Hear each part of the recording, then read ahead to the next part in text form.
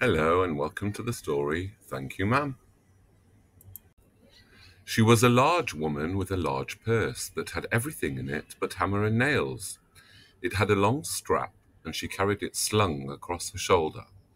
It was about 11 o'clock at night, and she was walking alone when a boy ran up behind her and tried to snatch her purse. The strap broke with the single tug the boy gave it from behind, but the boy's weight and the weight of the purse combined caused him to lose his balance. So, instead of taking off full blast as he had hoped, the boy fell on his back on the sidewalk and his legs flew up. The large woman simply turned around and kicked him right square in his blue jean sitter. Then she reached down, picked the boy up from his shirt front, and shook him until his teeth rattled. After that, the woman said, "Pick up my pocketbook, boy, and give it here." She still held him, but she bent down enough to permit him to stoop and pick up her purse. Then she said, "Now ain't you ashamed of yourself?" Firmly gripped by his shirt front, the boy said, "Yes'm." The woman said, "What did you want to do it for?" The boy said, "I didn't aim to." She said, "You a lie."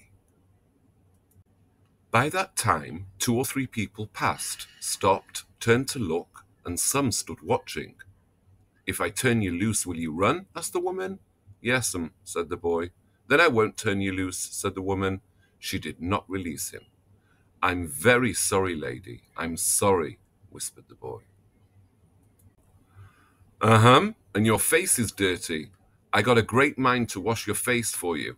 Ain't you got nobody home to tell you to wash your face? "No, said the boy. "Then it will get washed this evening," said the large woman, starting up the street, dragging the frightened boy behind her. He looked as if he were 14 or 15, frail and willow-wild in tennis shoes and blue jeans. The woman said, "You ought to be my son. I would teach you right from wrong. Least I can do right now is to wash your face. Are you hungry?" "No, said the being dragged boy. "I just want you to turn me loose." "Was I bothering you when I turned that corner?" asked the woman. "No, but you put yourself in contact with me," said the woman. "If you think that contact is not going to last a while, you got another thought coming. When I get through with you, sir, you are going to remember Mrs. Luella Bates Washington Jones." Sweat popped out on the boy's face, and he began to struggle. Mrs. Jones stopped, jerked him around in front of her, put a half Nelson about his neck, and continued to drag him up the street. When she got to her door, she dragged the boy inside, down a hall, and into a large kitchenette-furnished room at the rear of the house. She switched on the light and left the door open. The boy could hear other roomers laughing and talking in the large house. Some of their doors were open too, so he knew he and the woman were not alone. The woman still had him by the neck in the middle of her room. She said, "What is your name?" "Roger," answered the boy. "Then, Roger, you go to that sink and wash your face," said the woman, whereupon she turned him loose at last.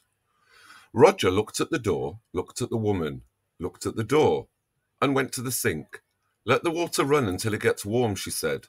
"Here's a clean towel." "You going to take me to jail?" asked the boy, bending over the sink. "Not with that face. I would not take you nowhere," said the woman. "Here I am trying to get home to cook me a bite to eat, and you snatch my pocketbook. Maybe you ain't been to your supper either, late as it be, have you?" "There's nobody home at my house," said the boy. "Then we'll eat," said the woman. "I believe you're hungry, or been hungry, to try to snatch my pocketbook."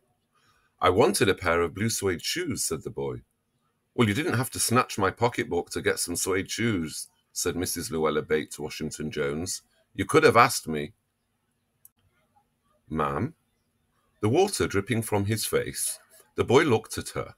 There was a long pause, a very long pause. After he had dried his face and not knowing what else to do, dried it again, the boy turned around, wondering what next. The door was open. He could make a dash for it down the hall. He could run. The woman was sitting on the daybed. After a while she said, "I were young once and I wanted things I could not get." There was another long pause. The boy's mouth opened. Then he frowned, but not knowing he frowned. The woman said, You thought I was going to say, but, didn't you? You thought I was going to say, but I didn't snatch people's pocketbooks. Well, I wasn't going to say that. Pause. Silence. I have done things too which I would not tell you, son. Neither tell God if you didn't already know. So you sit down while I fix us something to eat. You might run that comb through your hair so you'll look presentable. In another corner of the room beside a screen was a gas plate and an icebox. Mrs. Jones got up and went behind the screen. The woman did not watch the boy to see if he was going to run now, nor did she watch her purse, which she left behind on the daybed. But the boy took care to sit on the far side of the room, where he thought she could easily see him out of the corner of her eye, if she wanted to. He did not trust the woman not to trust him, and he did not want to be mistrusted now. "Do you need somebody to go to the store?" asked the boy. "Maybe to get some milk or something?" "Don't believe I do," said the woman, "unless you just want sweet milk yourself. I was going to make cocoa out of this canned milk I got here." "That'll be fine," said the boy. She heated some lima beans and ham she had in the icebox, made the cocoa, and set the table. The woman did not ask the boy anything about where he lived or his folks, or anything else that would embarrass him. Instead, as they ate, she told him about her job in a hotel beauty shop that stayed open late, what the work was like, and how all kinds of women came in and out, blondes, redheads, and Spanish. Then she cut him a half of her 10-cent cake. "Eat some more, son," she said. When they were finished eating, she got up and said, "Now here, take this $10 and buy yourself some blue suede shoes. And next time, do not make the mistake of latching onto my pocketbook, nor nobody else's, because shoes come by devilish like that will burn your feet. I got to get my rest now, but I wish you would behave yourself, son, from here on in." She led him down the hall to the front door and opened it. "Good night. Behave yourself, boy," she said, looking out into the street. The boy wanted to say something else other than "Thank you, ma'am," to Mrs. Luella Bates Washington Jones, but he couldn't do so as he turned at the Baron's stoop and looked back at the large woman in the door. He barely managed to say thank you before she shut the door, and he never saw her again.